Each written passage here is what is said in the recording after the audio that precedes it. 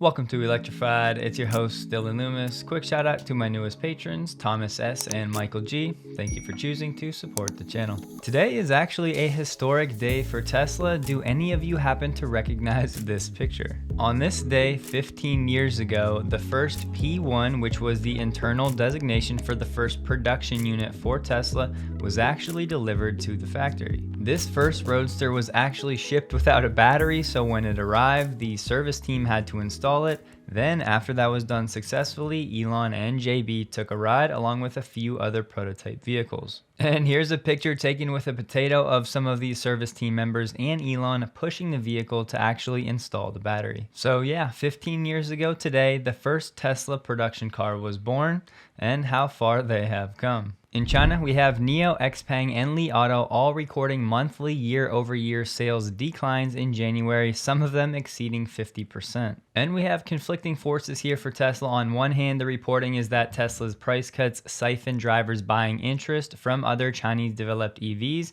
but at the same time, overall demand for expensive EVs appears to be weak. And we'll get to BYD shortly. We also have Reuters saying that they saw this planning memo somehow, and they're saying that Giga Shanghai is looking to step up production over the next 2 months to meet the increased demand after the price cuts, bumping the weekly average of units to 20,000. So you could take it as an encouraging memo, but if you go back and look at September through November when Giga Shanghai was really operating near full capacity, if you just average those out to about 85,000 per month, that's about 1.02 million units per year. Or if you go monthly, 85,000 divided by 4 weeks is just over 21,000 per week. So Reuters is just saying that Tesla is going to head back toward full production capacity. As Tesla said in their Q4 earnings deck, Shanghai has been successfully running near full capacity for several months, the ones I just showed you, and they do not expect meaningful sequential volume increases in the near term. So if you pair the weekly insurance registration data with this note from Reuters,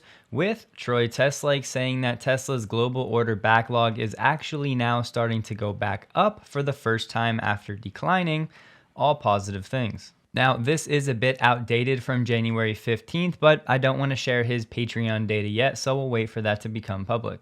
A lot of people online were wondering what this third pedal is for on the Tesla Semi. Some truck drivers chimed in, and apparently it's to actually adjust the steering wheel column. With Australia now on the list, here's the updated version of the non-Tesla supercharger Pilot. Pause the screen if you'd like. And I don't think we need to worry too much. Tesla is saying future sites will only be open to non-Tesla vehicles if there's available capacity. I know some of my Australian audience is patiently awaiting the refreshed Model S. One was finally spotted in the area, but this is just a test vehicle.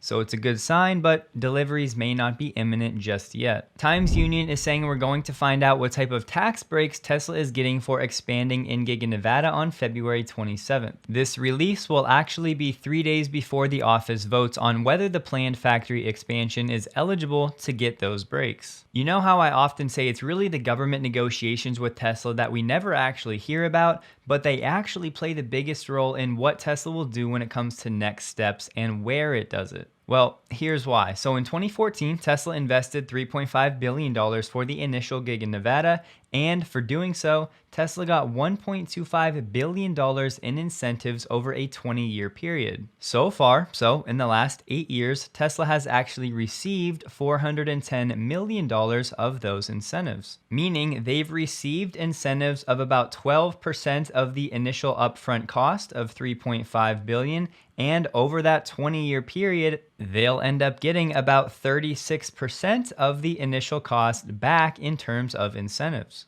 And why do governments do this? It's pretty simple: job creation. Replying to this tweet, Elon said, "I was just reviewing the production beta Cybertruck. It is incredible. I'll admit the excitement for me is off the charts and we're still months away, so I'm gonna have to chill out a little bit, but just thinking about seeing this on the road, initial deliveries starting, people taking pictures, the news doing all of the headlines about it, it's going to be an incredible time." The Indonesian president, Joko Widodo, is saying he's confident Tesla will finalize a deal to invest in a production facility in the country. Talking to Elon, Joko said, "I said to him, if you invest in Indonesia, I will give the concession of nickel," talking about mining, and he said other incentives as well, like tax breaks and a subsidy scheme on EV purchases. Joko is saying his confidence comes from their nickel reserves, which is fair, and Tesla will definitely need it for the Semi and the Cybertruck. However, don't forget, LFP is quickly becoming a big part of the EV movement. At Tesla_Europe on Twitter is now the official Tesla Europe Twitter account. In case your YouTube viewership in your Tesla vehicle has been locked at 360p, you're not alone. It's apparently happening with a lot of different people. Whether you've done a recent software update or not, nobody seems to know what the problem is yet, so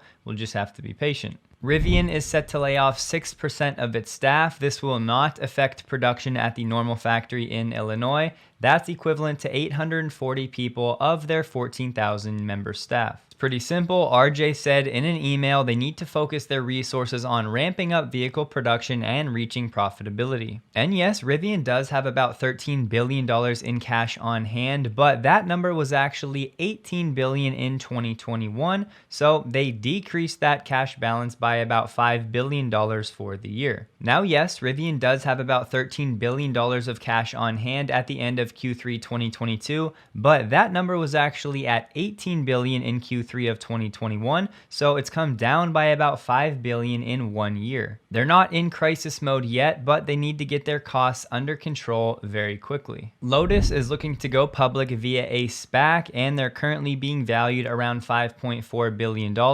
Lotus is actually headquartered in China, in Wuhan, and yes, is partly owned by Geely. Lotus is saying it'll start deliveries of its luxury EV, the Electra, in China in the first quarter of this year. Then they'll go to the European Union and eventually to the United States. Lotus is saying that the base price for the Electra will come in under $85,000. They're also targeting an EPA estimated range of about 315 miles. From now until the end of April, Starlink has received approval to do some testing for some next generation Starlink devices. We don't really get any detail in terms of what these new ones will look like, but we do know they're supposed to be bigger. SpaceX is saying their testing for this next gen will include a combination of Earth stations on vehicles, vessels, and aircraft. Check this out. Toyota is now making arguments that due to the lithium shortage, it would actually be better if all automakers just made hybrids, because they could essentially spread that lithium out across many more vehicles. We have Toyota saying lithium is scarce, and Elon saying lithium ore itself is extremely common throughout the earth. In fairness to Toyota, maybe they were talking about the lithium refinement because that is the main bottleneck. So rather than trying to be a part of the solution and maybe increase the production of lithium refining, Toyota is just saying, nah, just spread it across more vehicles. We'll keep making internal combustion engines despite them having carbon emissions.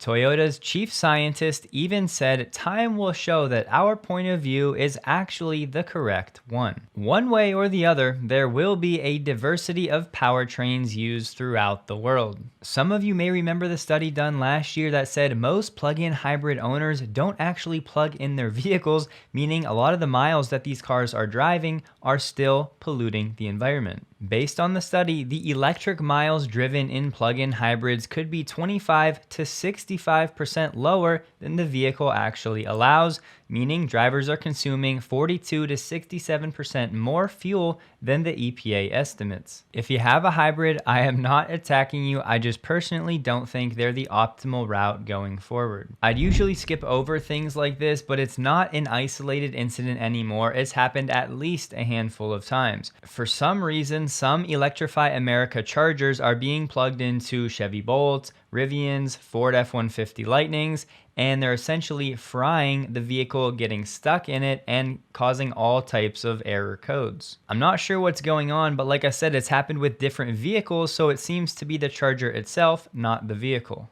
No matter how good the competition makes their EVs, they're still going to be relegated to mostly charging, at least publicly, at EA chargers. It's honestly a shame and is hampering the EV movement to some degree that Electrify America has so many problems and is so unreliable. This is the go-to charging network publicly for all of the competition so far. Good news from Benchmark, the average cathode price is now down in January about 14%, and remember, cathodes usually make up around 40% of the cost of the battery. A lot of this can of course be attributed to the recent drop in the price of lithium. In comparing cathode chemistries, Benchmark has LFP averaging out around $23,800 per ton of material, compared to nickel, cobalt, manganese chemistries that can range from $49.9 thousand to $57.3 thousand, meaning LFP cathodes are less than half the cost. These LFP cathodes are expected to make up around 48% of all cathode demand in 2023. This would be up from 41% in 2022.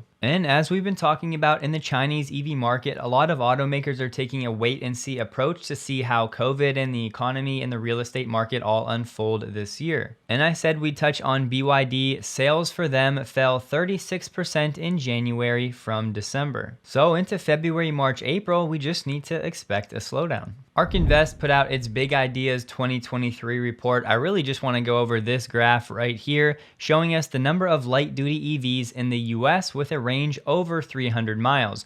All the way up to 2020, it was just Tesla. 2021, Ford joined the gang. Then in 2022, we got the first real influx of other automakers bringing EVs to market with over 300 miles of range. Has this hurt Tesla's ability to grow in the US market? Not at all. You may recall my EV to watch for 2023 was the Hyundai Ioniq 6. The EPA estimates are out. The longest range variant comes in at 361 miles on a 77.4 kilowatt hour pack, which is about 4.65 miles per kilowatt hour. Unfortunately for Hyundai, this car will initially be produced in South Korea, which means it's not going to qualify for the tax credits. However, Hyundai is building a $5 billion factory that's supposed to start construction in the first quarter of this year in Georgia. Honestly, the styling isn't my taste, but at this point, I'm just really looking hard to find an EV to get excited about that's not Tesla. Polestar's in my number 2 slot, but I'm looking for that number 3. What would you guys say? Find me on Twitter at DylanLoomis22. Hope you guys have a wonderful day. Please like the video if you did, and a huge thank you to all of my Patreon supporters.